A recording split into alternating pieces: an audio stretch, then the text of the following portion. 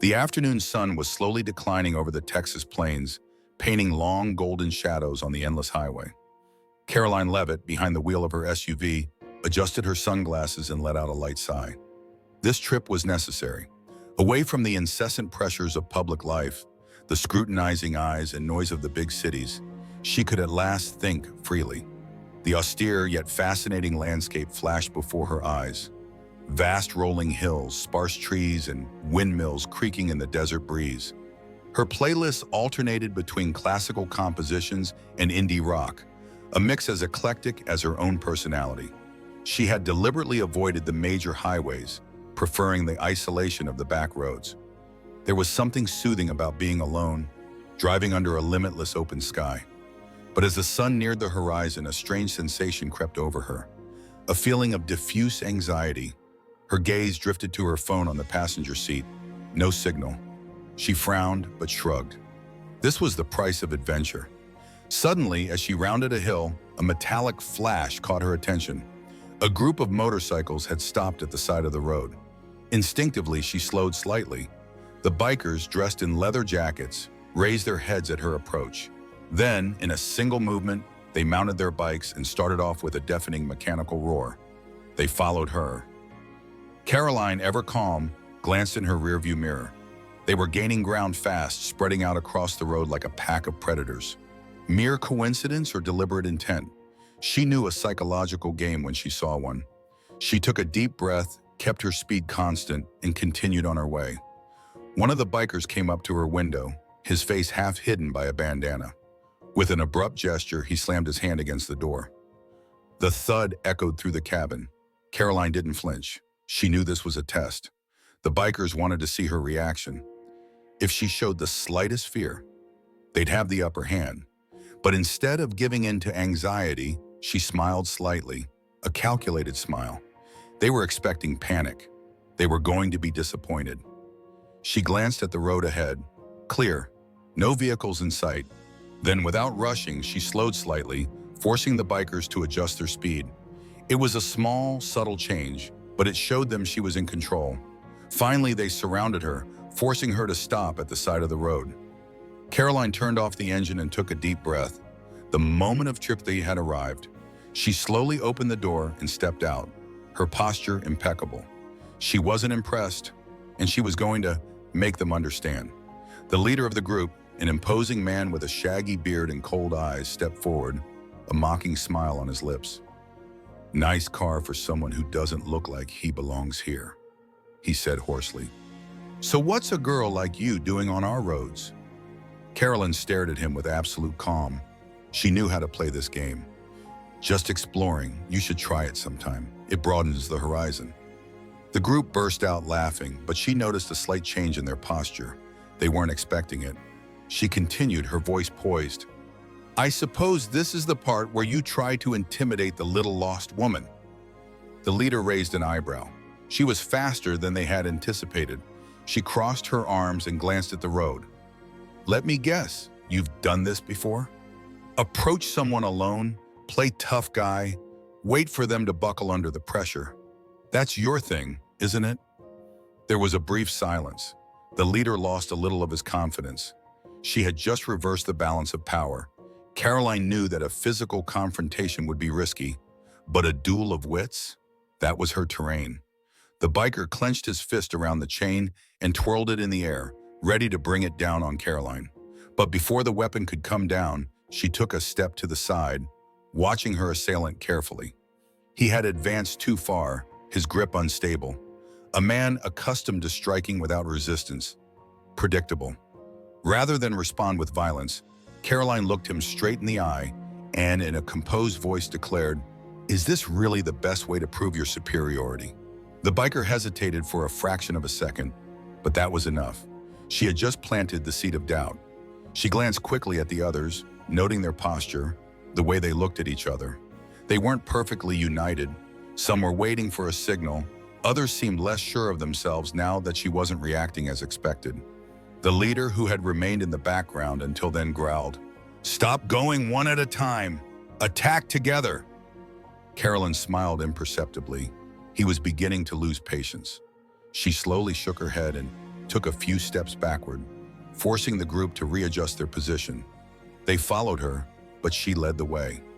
"And then what?" she asked calmly. "You all attack me together, and then what? You tell this story to the next group of idiots who want to impress you? We needed 6 against 1 to scare a woman off the road?" A silence fell over the group. She'd struck a chord. The leader finally approached, this time without haste. His gaze darkened. "What are you playing at?" he asked in a low, wary voice. Karoline shrugged. "Me? Nothing, I'm just listening. You decide what happens next. But it doesn't look like things are going as planned, does it?" He gritted his teeth. The others exchanged uncertain glances. They'd come in thinking they'd dominate the situation, that she'd start begging or attempt a desperate escape. Instead, it was they who were hesitating. Karoline sighed slightly, pretending to be bored. "I don't suppose you can just let me go now, not after all this staging. It would be a shame to lose face in front of your own group." The leader clenched his fists. His authority was being questioned in front of his own people. Worse still, some of them seemed to be wondering whether it was worth going any further. One of the younger bikers shouted in the leader's direction, "It's ridiculous. She's just trying to trick us." Karoline turned her head towards him, giving him a piercing look. "Oh, so you've understood. Congratulations." The young man suddenly seemed less sure of himself. The rest of the group murmured among themselves. The tension was shifting. The leader hesitated. He was furious, but not stupid. He knew they weren't winning as he'd imagined. Karoline decided to hammer home the point. "You know what's interesting?" she said, crossing her arms. "This kind of story always ends the same way." She took a step towards the leader slowly. "If you attack me, I become a problem. A trace, a witness, a name that will come up at the wrong time. You don't want that kind of complication, do you?" She let a silence linger, looking at each biker one by one. "Or," she continued, tilting her head slightly, "you simply admit that you were wrong about me and walk away as if this encounter never happened." The leader seemed about to explode, but he knew she was right. She had just offered him a way out, a way to save his honor without losing the respect of his men. Finally, he grunted something inaudible and motioned for his men to back off. "You were lucky tonight, but next time," Karoline smiled, "next time, choose someone easier to impress." The bikers climbed back on their bikes. Their engines roared one last time before they disappeared into the night. Alone under the moonlight, Karoline stood still for a moment, listening to the silence. Then slowly she climbed back into her SUV, took a deep breath, and restarted the engine. She hadn't won with her fists. She'd won with her mind. They slowly circled each other like two predators, watching for the slightest sign of weakness. The Texas desert faded behind them, the moment becoming as oppressive as a dueling hall where every move counted. The biker leader stared at her with an arrogance tinged with impatience. "You've got guts, I'll give you that," he growled, his voice low and subdued. "But let's see how long you can hold out." Rather than backing down, Karoline simply crossed her arms, displaying a calculated indifference. "It's fun, really." The man squinted. "What's funny?" She took a step to the side, forcing the chief to readjust his posture. "You're all playing your roles to perfection. You, the ruthless leader who can't lose face. Them." She glanced quickly at the other bikers, the followers who laugh so much when their leader reassures them. "But I have a question." She paused for a moment, savoring the silence. Creating suspense was essential. "Does anyone here really know why we're doing this?" A murmur went up. Some bikers glared at each other. The leader clenched his jaw. "We're doing this because you made a mistake, and now we have to pay the price." Karoline raised an eyebrow. "What mistake exactly? Continuing my journey on a public road?" She paused. "Or is that just your ego talking?" The silence grew heavier. She'd hit the nail on the head. She continued, her voice calm but sharp. "You've got to show that you're in control, don't you? Because if you let this go, next time maybe one of your own will think they can do better than you. Maybe even..." She turned her gaze to one of the younger bikers, who immediately lowered his eyes. "Some of them are already starting to wonder." The biker leader tensed imperceptibly. He knew it. He couldn't afford to lose face. Karoline made her last move. But there's a problem. The harder you work on me, the weaker you look. Because a true leader doesn't need to prove his authority like that. A true leader knows when it's best to move on. She saw him hesitate, just for a moment, but it was enough. Doubt. He stared at her, fists clenched. He would have answered, but every option was a trap. If he continued, he looked desperate. If he stopped, he looked cowardly. Finally, he grunted, then with a sharp movement, took a step back. This is your lucky day. Make the most of it. He turned, walking back to his bike without a backward glance. The other bikers, bewildered, followed him one by one. Karoline watched the engines roar and the silhouettes disappear into the night. Then she took a deep breath. She hadn't won with her fists, but with her mind. Karoline decided to stop, not out of fear, out of strategy.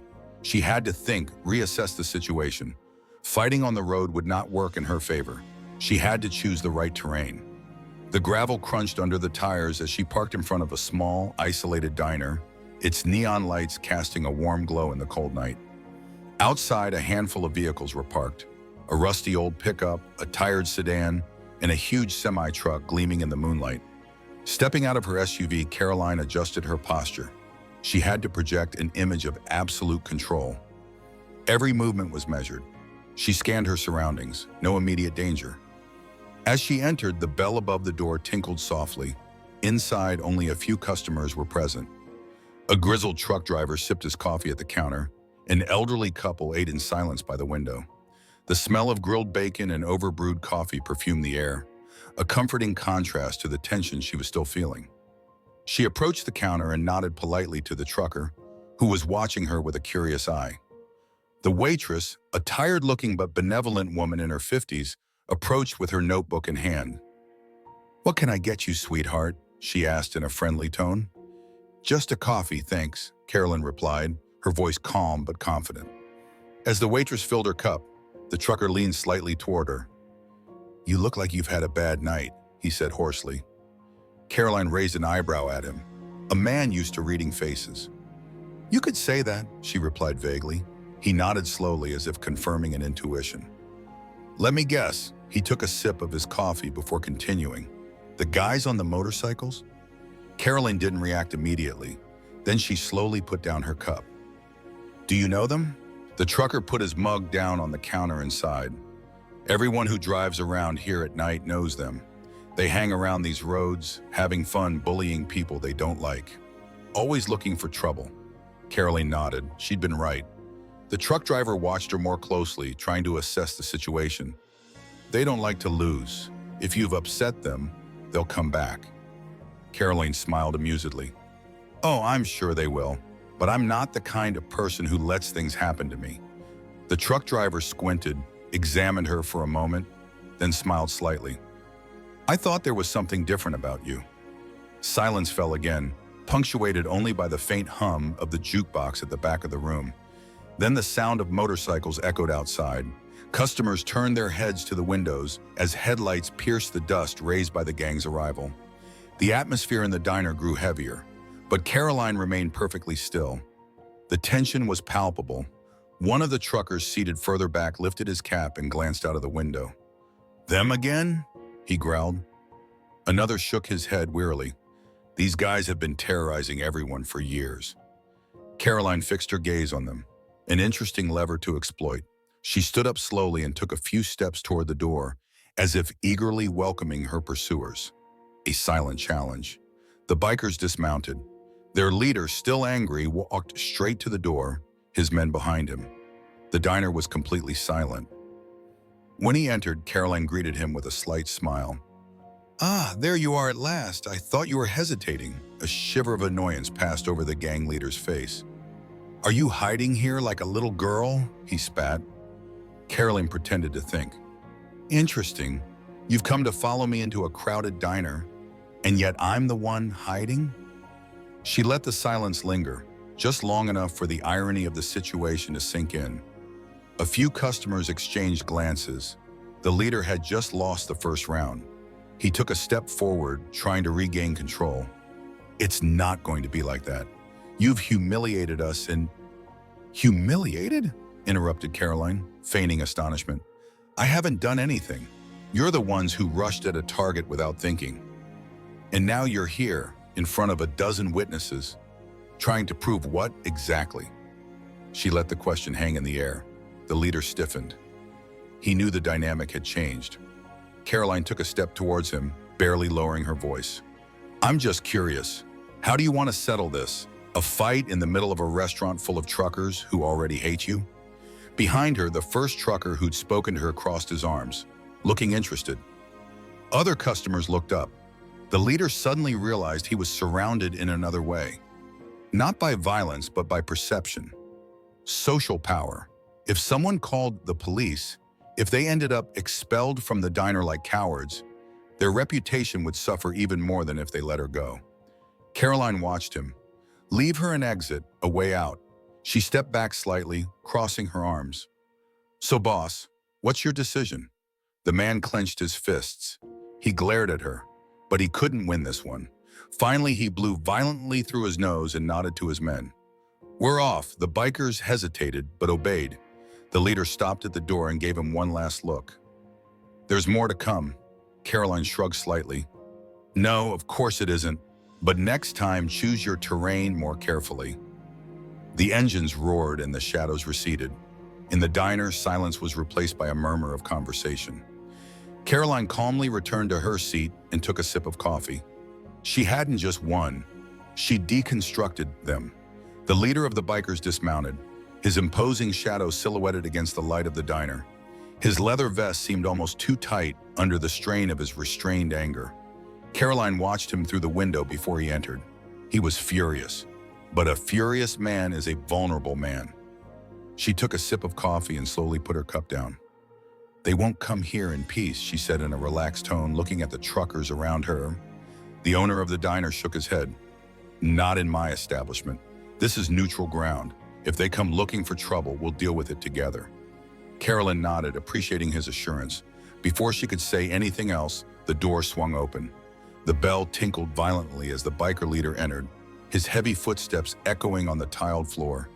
His expression oscillated between pride and restrained rage. The diner fell into a tense silence. All eyes turned to him. He swept his gaze around the room before stopping on Karoline. You've got a lot of nerve running in here to hide, he said in a tone laden with contempt. Karoline looked up at him, impassive. I didn't run away, she said calmly. I just chose the ground for the next confrontation. The biker leader's grin twitched, just for a fraction of a second. But Karoline had seen him. Behind him, several of his men entered, scattering around the room to make their presence felt. But the truckers didn't move. One by one, they straightened up, their faces marked by the experience and fatigue of years of work.